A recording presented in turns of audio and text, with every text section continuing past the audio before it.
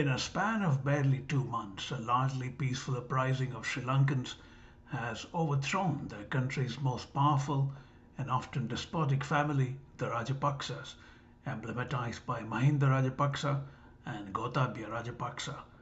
While Mahinda Rajapaksa, a former president who became the country's prime minister, had to flee in May amid huge protests against the country's pathetic state of affairs, his brother, President Gotabaya Rajapaksa, fled yesterday as thousands of irate Sri Lankans stormed his palatial residence. He had been moved on Friday as reports of a huge impending protest began coming in. Sri Lanka stands practically bankrupt with its foreign exchange reserves fully spent, causing it to give up imports of essential items such as fuel and medicine. The United Nations has warned that more than a quarter of Sri Lanka's 21 million people could face food shortages. To understand the situation on the ground, Mayank Chaya reports spoke to Aishani Jayasinghe, a Colombo-based architect and an activist who was part of the protest yesterday. Aishani. First of all, thank you very much for joining me again. You are in very interesting times in Colombo. Well, thank you for having me again. And it's my pleasure to be talking with you on this. The Rajapaksas are finished for the foreseeable future. What's next in Sri Lanka? I think the main thing for Sri Lanka is to make sure that we set up a system, a governing system, which is not going to allow people like Rajapaksas to take over and do this kind of damage to the country, which is why the people are asking for the 19th Amendment of the Constitution to be reenacted or brought back in the form of a next amendment, which I think is a critical requirement for the country to go through the next phase of our future, really. Okay.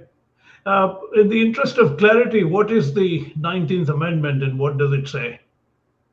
Oh, it kind of it takes away a lot of the executive powers the president has and hands over most of it to the people through the parliament. Right. And the president is unable to kind of call shots and disregard what the parliament says. And also it brings in independent commissions which are going to strengthen the civil system of law enforcement, of the judiciary, and so forth, which won't be held in the hands of the president hereafter. Okay. I believe both Ranil Wickremesinghe, the Prime Minister, and Gotabaya Rajapaksa, they are going to formally quit on the 13th. Is that correct? Yes, that is what they have promised to the Speaker of the Parliament. I see. And what is the relevance of the 13th? Why 13th? Why not immediately? We have no idea. I see. People wanted it immediately, but then suddenly this on the 13th thing came on. Is there any danger that they might use the next 3 days to find a way out for themselves? Everyone's keeping a very close eye, but I think maybe the next 3 days will be used to kind of set up a proper constitutional handover of power instead of just letting it go. Right. Because the prime minister to resign, he needs to officially hand over a written resignation to the president and that to be accepted. And for the president to resign, he needs to hand over a written resignation to the Speaker of the Parliament for that to be legal. So there are a few legalities that needs to be adhered to. Before I come to the street that you were on, where is Gotabaya Rajapaksa now? Is he in the country or is he still on that warship? Where is he? Well, unofficially, I suppose still on the warship because I see. nobody knows where he is officially. I see. And what about his equally illustrious brother, Mahinda Rajapaksa? We have no idea. I see. It's interesting how things have It's so. it's interesting that nobody has been talking much of him, Mhm. but of Gotabaya. But I think the repercussions would come through for all the Rajapaksas. I see. Tell me, you were on the street yesterday. Yes. Describe the mood to me. Oh, it was just a very unified, focused, and see, the thing is, the night before, they pulled out another trick Hmm. to call for a or like bring on a police curfew. But there's nothing as police curfew in existence, but they said, there is police curfew and nobody could go on the streets, and all public transportation from outside of Colombo, the trains, the buses, which the people were planning on using to come to Colombo for this, were stopped, and no transport was available, especially the state handled transport, the public transport. And I think that aggravated the situation further, and people were determined to somehow make it to the protest. And everyone was just walking in. People walked for miles to be there, and they got on any sort of vehicle possible because if there is no public transport from outstation, there is really no way to get to Colombo, but they used goods transport lorries, or the gas transport, the carriers, and all sorts of tractors, to any mode of moving transportation that they could use to get to Colombo, or they walked. Yeah. Was there any sense at all before the protests began yesterday or day before that Gotabaya would essentially flee? Was that expected, or it was a surprise to all of you? I think it was expected. I mean, it was only logical to think that they would try to find a safe exit, Hmm. because the pressure was definitely going to be too much to handle with all the people coming in, and the voice of the people was like in unison. It was not divided, uh, to say so. Right. It strikes me as quite remarkable that in May, you ousted someone who was the most feared and overarching figure of Sri Lanka in recent decades, Mahinda Rajapaksa. And in barely 2 months later, the country has ousted his brother. Now, the uprising has generally been rather peaceful, except for what happened last night in terms of attacks on Ranil Wickremesinghe's personal residence. How do you think Yes. this kind of turnaround happened that the country's most powerful political family and dynasty has been unseated? Well, I would like to think that the Sri Lankan people are generally fearless. Plus, they are very uh, patient, Hmm. and they tolerate a lot. But this just surpassed all limits of toleration, and they couldn't take it anymore. And when that comes to that, they would not fear anyone, not Gotabaya, not Mahinda. Uh, you know, you can't imagine some things that even in general life the Sri Lankans do in terms of risk and fearlessness. So it is inherent in their blood, I would say. But when time comes and when the need arises, they would use it. And I Right. don't think anything can keep them down. In 2009, when Mahinda Rajapaksa managed to decimate the liberation tigers of Tamil Ilam, or the Tamil Tigers. He emerged as a cult hero, even though the majority Sinhalese people knew that there were rather egregious human rights violations as carried out under the watchful eye of Gotabaya, his brother, who was the defense minister then. Uh, in retrospect, was he misjudged as a leader, or both of them as leaders? Because the human rights violations were very clear even then. I think that was accounted for in terms of, like, in war things happen, ending the war seemed to be something very important. Like, for example, for people like us, we were born when around the time the war started, and all our lives we lived through a time where there was a civil war going on in the country, and ending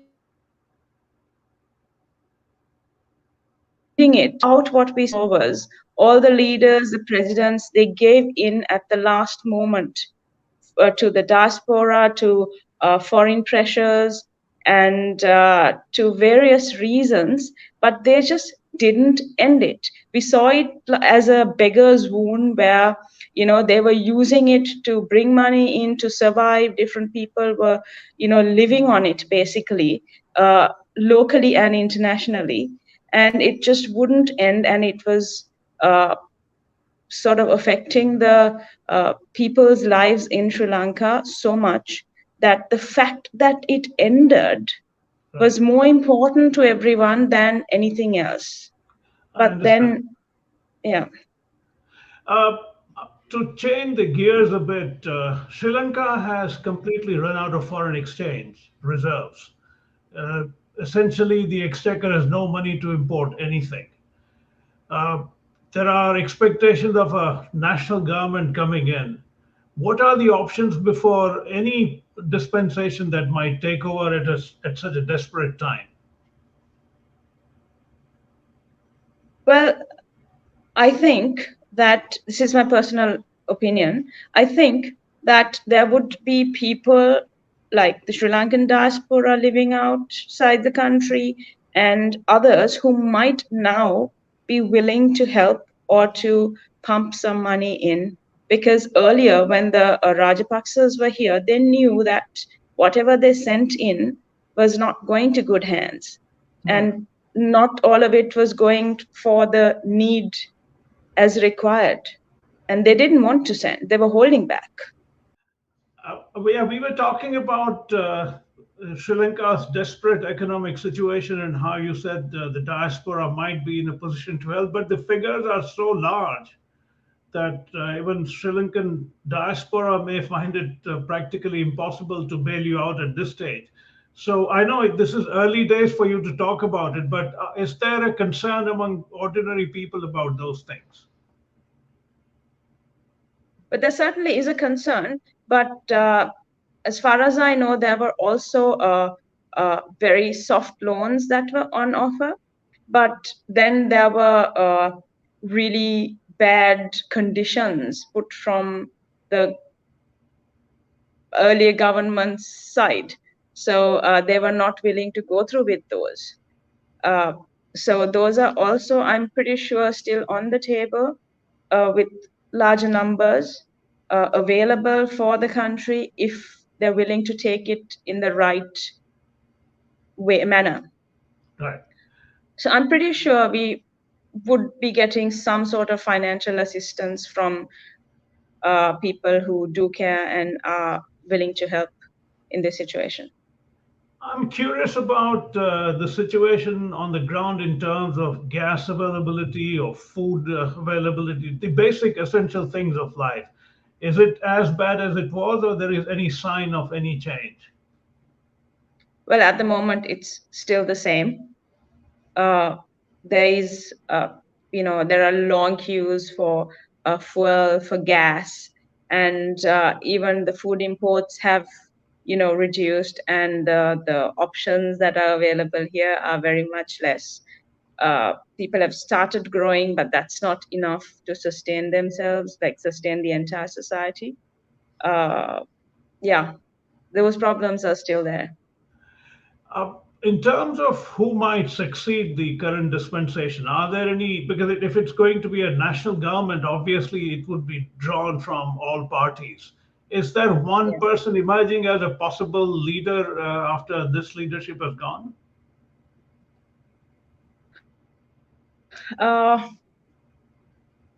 I think thinking of like what the people have been saying and the names that have been popping up, there are talks of, or there are hopes of maybe, they want someone who would end corruption and be accountable. So there are two names that are coming up. One is the former military leader Sarath Fonseca, and the other name is Anurakumara Disanayake, who is the leader of the JVP, but Right. he is also heading uh,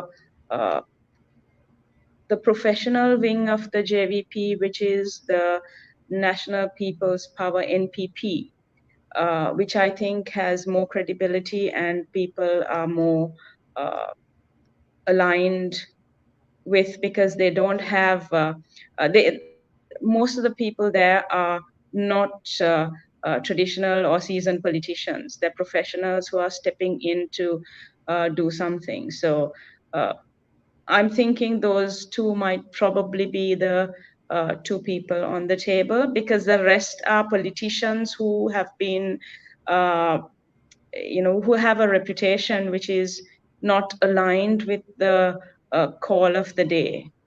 Right. The two names that you mentioned, it again jumps at me that one has a military background and the other represents a party which doesn't have a particularly stellar record in terms of what they were as Janata Vimukti Peramuna, right? The Yes. violence was absolutely unnerving that they carried out. So, is that something that, as a young Sri Lankan, might concern you because they may be able to fix it in the short term, but long term, a figure like that from either parties that you mentioned could be No, I problematic. think this is completely short term Okay. until we have an election.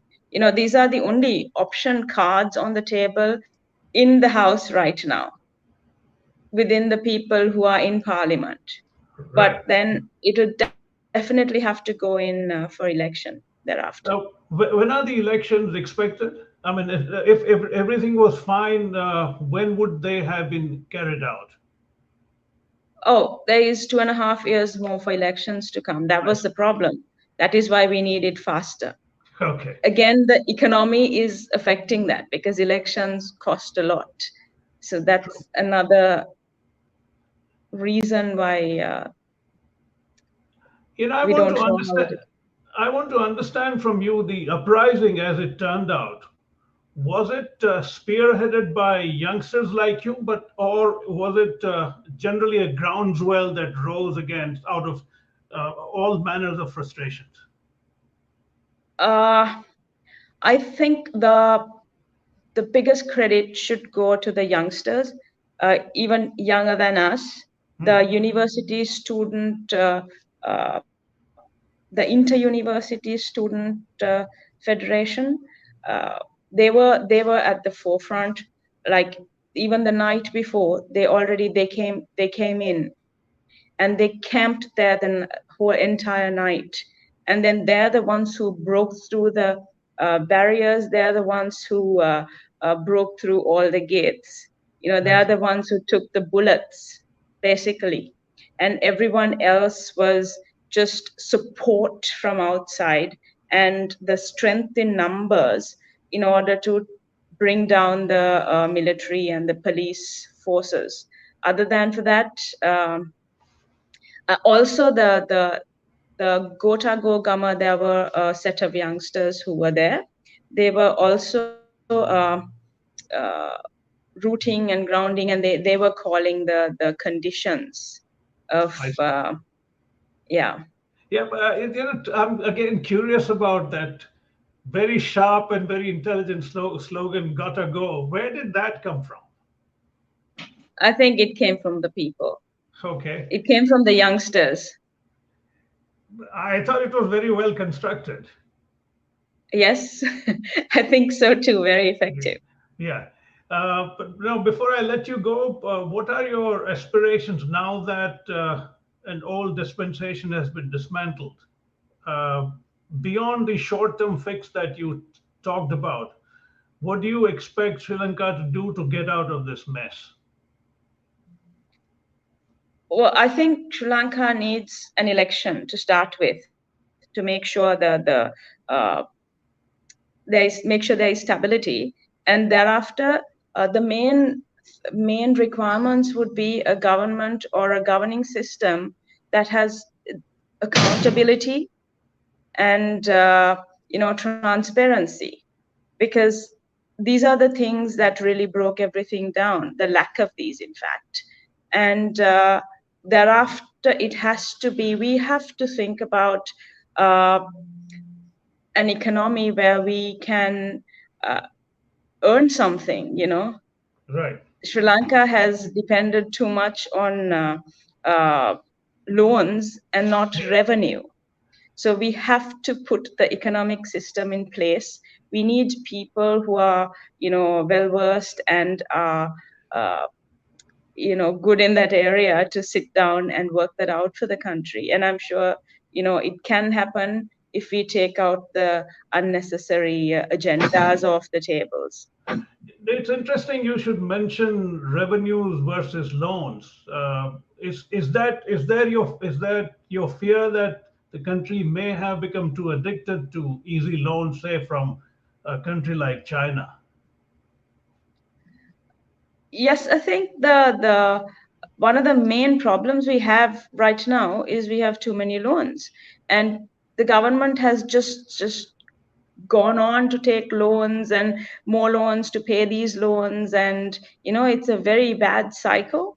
Right, But China's loans account for maybe at the most 10% of the loans that we have.